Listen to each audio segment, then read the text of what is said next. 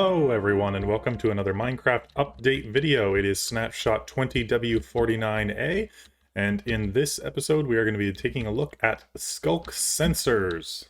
So the Sculk Sensor is a new block that is going to be eventually found in the deep dark caves, and it is a redstone block that senses noise and movement. So whenever noise happens within 8 blocks, I've done a little bit of testing here, 8 blocks of it, it picks up a signal, and then it can also send a signal to other Sculk sensors. Now, these two don't seem... Now it's communicating?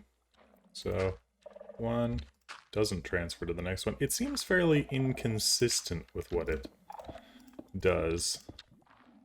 Not sure, though. Does it not send a signal when... I'm still playing around with this a bit. But you see, when I do this redstone, that one gets a signal, but now this one doesn't send a signal to it. There. So see, it doesn't send that one a signal for some reason. But that time it did. I think it was me actually setting it off. So it seems that Sculk sensors don't actually activate Sculk sensors, which is something that we thought was going to happen, so that's interesting. I've also been playing with a little bit of redstone, and it seems that there are already some bugs. Oh goodness, I'm not going to be able to do that. Let's just fly up. I was trying to play with a shifting floor design, and so I put a Sculk sensor underneath a shifting floor platform. And I put some wool so the pistons wouldn't set it off, hopefully, but they still did. And it created this, which is redstone that is just always being powered. So, oh, is it this? Ah, it's the observer. So, I'm not really sure, because this, I figured you'd be able to walk here. Oh, it works now. Except for... it just keeps activating itself. Need some wool over here. Oh, maybe this will work. So, fire. No, see, now the wool is blocking it from the top. And this being under here makes it so that a shifting floor can't work. So, it's definitely going to work for things like this. It's just figuring out how. It might need to be above with certain wool occlusion. It might need to be to the side or the back. But I'm going to do a little bit of playing around with this and see if I can get this to work. Okay, so I have found a configuration that I believe works. When I have stepped in it, this works and drops me. But let's just make sure. Does the Sculk sensor pick up mob movement? They're not pathfinding. Come on. Somebody move around. Walk around. Goodness gracious. Oh, one just moved around. And there they go. So this does work, this shifting floor design. So this is definitely going to add to mob farm capabilities for sure with this, and other mobs as well, mobs that probably weren't as easy to farm before. Well, and this is specifically interesting because, there we go, they all go through, but you could make a mob farm like this that only gets creepers by just adding trapdoors, because creepers are the only overworld mob that is under 2 blocks tall. So if you were to add trapdoors, and it's going to go off constantly while I put these in. From what I see, it's also very easy to make redstone loops by accident with these. So you'll probably run into that. But see, if you add those in, and then I move out of the way... Oh, there's phantoms. That's going to be taking up the mob cap. Kill... at E type phantom. Goodbye. So there we go. Now let's just see what spawns here. I'm just going to give it a little bit of time here to see how this actually works. And there we go. I have built the world's least effective creeper farm. It does work. They spawn, the floor shifts due to the Sculk sensors sensing them. There are other designs, there you go, you just saw it happen. There are other designs that are like this that rely on string and tripwires, but this is a pretty simple explanation of how the Sculk sensor actually works. Of course, this is going to be used in a lot of different things, but this is a good example of the kinds of things that people are going to want to use this for. And of course, you can also use this for traps, so that's something that I am going to play with a little bit next as we watch more and more creepers fall. So yeah, I'm going to play with that a little bit now. So of course, there's the most obvious use for it, which would be the TNT trap. All you have to do is walk anywhere near it, and explosion. I didn't manage to kill myself there somehow. Oh, that's interesting. It dropped as a block. And an explosion, I wasn't sure about that. The correct tool for this is apparently a hoe for picking it up, so that's interesting. But yes, you can place TNT Sculk sensor, and then if anybody walks around, it will activate the TNT, and you will be blown up. There's going to be other ways of trapping things as well, which I'm also going to look at now. Now, here's another one. This one is based on sand and falling. Now, there's water down there, so I didn't die, but that is the concept. It's just, it's nice that you don't have to have anything showing to be able to give a signal. So for something like this, all we have to do is get rid of the sensor and put in some scaffolding.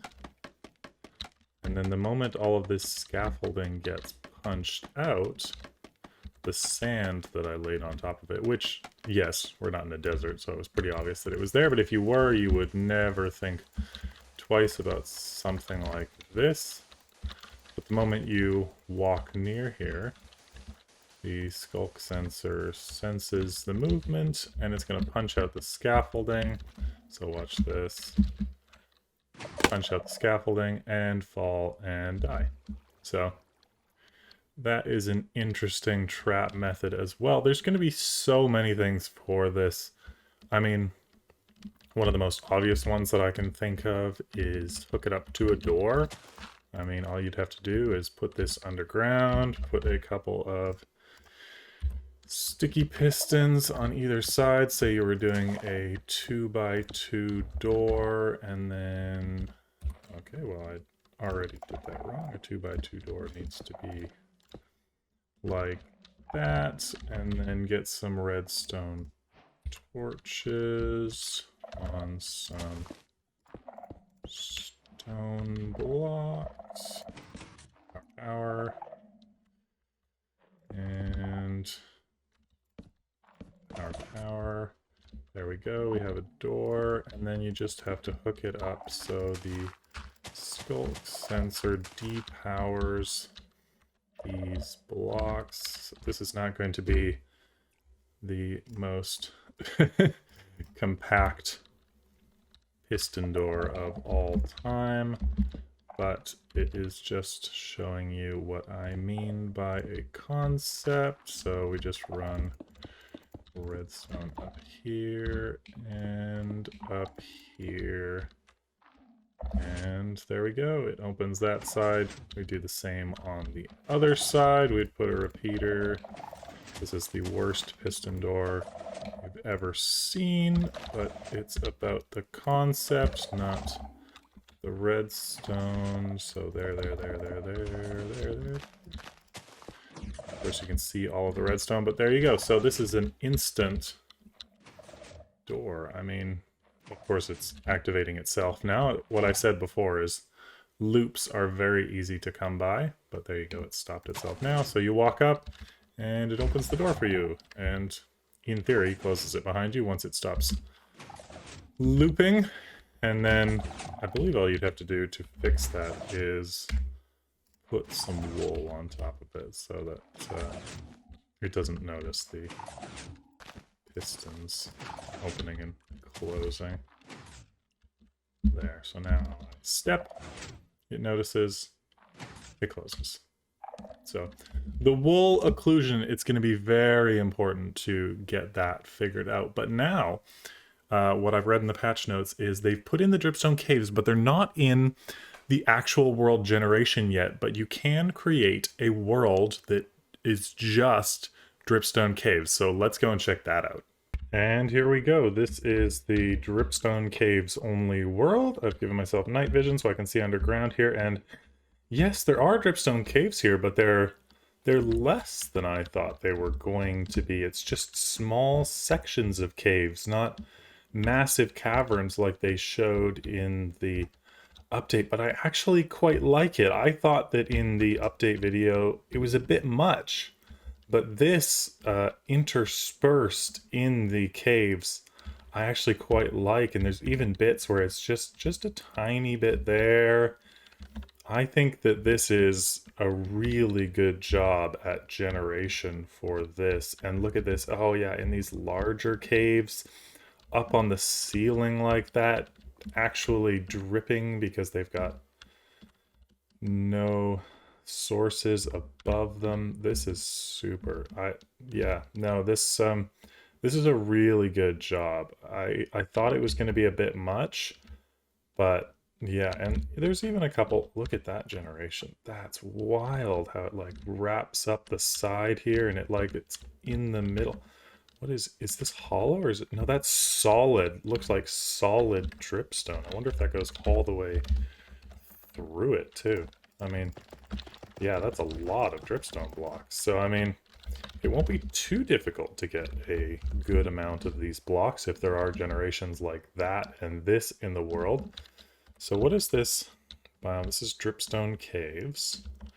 And that is the entire biome here, even up to the surface. So I'm not really sure how biomes are going to work once this update comes out. If there's only going to be certain biomes that this spawns in, and then there's going to be like above Y level 62 biomes and below Y level biomes, or what. But I think so far this is looking really interesting. And here is like a cluster of these caves over here. So moving through this, it's going to be precarious. So like if I put myself in survival, you got to worry about these spikes and moving these out of the way. And yeah, this is looking pretty good. And if you jump in the wrong place, I mean, you're gonna fall on the spike and you're gonna take damage. No, I think that this is looking really good for the generation of these new caves, and I cannot wait to see the deep dark and the lush caves as well mixed into these. I'm still hoping that we get some of the vanilla cave. I hope that they don't make it all these new cave types. But I was worried that this one was going to be a little bit much, and I think they've done a really great job of it.